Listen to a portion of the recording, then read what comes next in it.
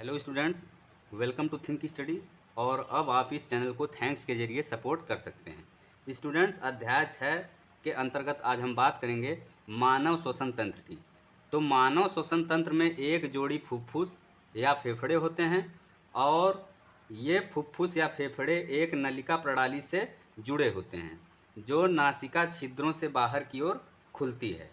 Next हम बात करेंगे कि मानव श्वसन तंत्र जो होता है उसमें कौन कौन से पार्ट होते हैं और या फिर कौन कौन सी संरचनाएं होती हैं। तो स्टूडेंट्स, यहाँ पे आपको फिगर में मानव श्वसन तंत्र दिखाया गया है। यहाँ पे आप लोग मानव श्वसन तंत्र के भागों को देख सकते हैं।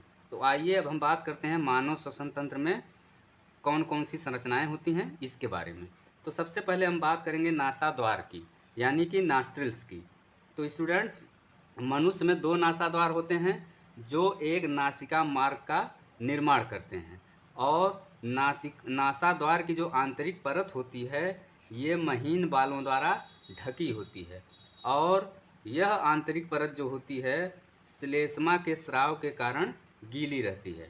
तो जब हम श्वास लेते हैं तो जो शरीर के अंदर वायु जाती है उस वायु में से धूल कणों एवं दूसरी अशुद्धियाँ इन महीन बालों एवं श्लेष्मा द्वारा छन जाती है। अब वायु जो है कहाँ पे आ गई? अब वायु नासाद्वार और नासिका मार्ग से होते हुए ग्रसनी में आ गई। ग्रसनी यानी कि फेरिंग्स। तो आइए हम समझते हैं कि ग्रसनी या फेरिंग्स क्या होती है। स्टूडेंट्स, ग्रसनी जो होती है एक नली जैसी संरचना होती है जो नासिका मार्ग के बाद शुरू होती है। नासिका मार्ग से हमारा मतलब है नेजल पैसेज। नेक्स्ट हम बात करेंगे स्वर यंत्र की। तो ग्रसनी से वायु होते हुए अब कहाँ पे आ गई? स्वर यंत्र यानी कि लैरिंग्स में आ गई। तो आइए अब हम समझते हैं कि लैरिंग्स या स्वर यंत्र क्या होता है। स्वर यंत्र ग्रसनी के बाद आता है और इसे हम वायस बॉक्स भी कहते हैं। नेक्स्ट हम बात करेंगे श्वास नली की। तो स्वर यंत्र से वायु होते हुए श्वास नली या ट्रैकिया में आती है और यह जो श्वास नली होती है यह उपास्थि के वलय या छल्ले से बनी होती है। और उपास्थि के ये जो वलय होते हैं ये वायु की अनुपस्थिति में श्वास नली को नष्ट होने से बचाते हैं। अब वायु कहाँ पे आ गई? अब वायु श्वास नली से होते हुए श्वसनी में आ गई। श्वसनी यानी कि ब्रांकाई। तो आइए हम समझते हैं कि श्वसनी क्या होती है। स्टूडेंट्स, श्वास नली से एक जोड़ी श्वसनी निकलती है और प्रत्येक श्वसनी जो होती है वो प्रत्येक फेफड़े में जाती है। तो ये हो गई श्वसनी। अब हम बात करते हैं कि वायु जो है श्वसनी से होते हुए कहाँ पे आ गई? श्वसनिका में। तो आइए हम समझते हैं कि श्वसनिकाएँ यानी कि ब्रोंकियल्स क्या होते हैं। स्टूडेंट्स, फेफड़े के अंदर श्वसनी जो होती है वो कई शाखाओं और उप शाखाओं में विभाजित हो जाती है तथा प्रत्येक शाखा या उप शाखा को हम श्वसनिका कहते हैं। नेक्स्ट हम बात करेंगे कि अब वायु जो है श्वसनिकाओं से होते हुए कहाँ पे आ गई?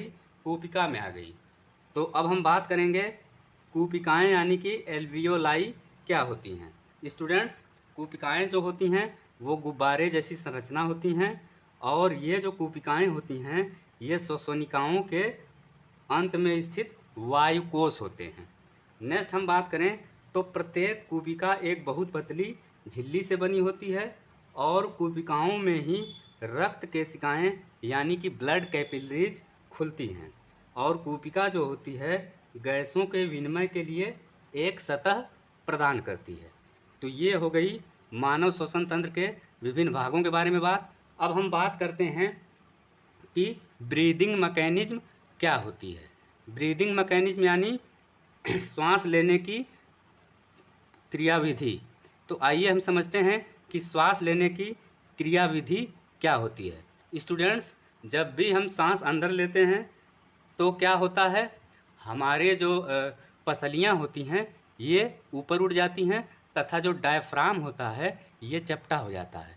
डायफ्राम चपटा होने का मतलब है कि डायफ्राम नीचे आ जाता है जिसके कारण जो वक्ष गुहिका होती है वो बड़ी हो जाती है और फेफड़े जो होते हैं वो फैल जाते हैं जिसके कारण फेफड़ों में वायु भर जाती है और ये वायु जो होती है फेफड़े की जो कूपिकाएँ होती हैं उसमें भर जाती हैं। स्टूडेंट्स, इसी तरह से जब डायाफ्राम ऊपर चला जाता है, यानी डायाफ्राम जब ऊपर जाएगा और पसलियाँ जो हैं वो नीचे आ जाएंगी, तो क्या होगा, वक्षगुहिका जो है छोटी हो जाएगी, जिसके कारण फेफड़े क्या होंगे, सिकुड़ जाएंगे और वायु जो है नासाद्वार से होते हुए बाहर निकल जाएगी।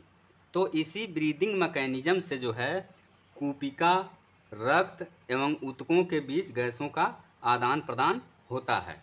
जब हम श्वास अंदर लेते हैं तो होता क्या है कि कूपिका में वायु भर जाती है और ये वायु जो होती है ये ऑक्सीजन युक्त होती है और ये ऑक्सीजन युक्त वायु जो है जब कूपिका में भर जाएगी तो जो कूपिका में मौजूद रक्त वाहिकाएँ होती हैं इस ऑक्सीजन युक्त वायु से ऑक्सीजन क्या करेंगी, ग्रहण करेंगी और ये ऑक्सीजन जब रक्त वाहिका में आ जाएगी तो रक्त वाहिका में जो आरबीसी होता है, यानी रक्त वाहिका में रक्त रहेगा और उस रक्त में आरबीसी होगा, तो इस आरबीसी में जो हीमोग्लोबिन होता है उससे यह ऑक्सीजन जुड़ जाएगा और जब आरबीसी में उपस्थित हीमोग्लोबिन से ऑक्सीजन जुड़ जाएगा तो क्या बनाएगा, ऑक्सी हीमोग्लोबिन बनाएगा, यानी HbO2।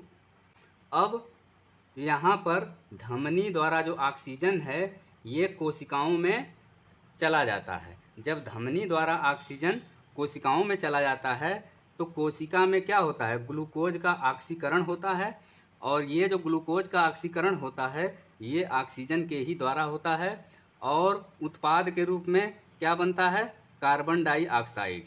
और कार्बन डाइऑक्साइड कहाँ पे बनता है, कोशिका में बनता है।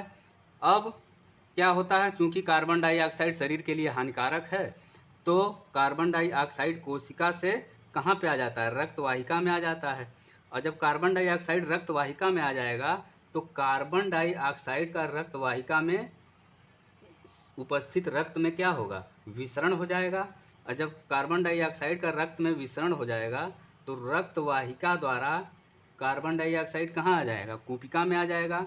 अब कार्बन डाइऑक्साइड का कूपिका कोश में क्या होगा, विसरण होगा। तो कूपिका कोश में वायु होती है, उस वायु में कार्बन डाइऑक्साइड का विसरण हो जाएगा और उस वायु का जो है उस वायु में उपस्थित कार्बन डाइऑक्साइड का क्या होगा, मोचन हो जाएगा, यानी नासाद्वार द्वारा कार्बन डाइऑक्साइड बाहर निकल जाएगी। तो स्टूडेंट्स, ये था आज का वीडियो। Thanks for watching.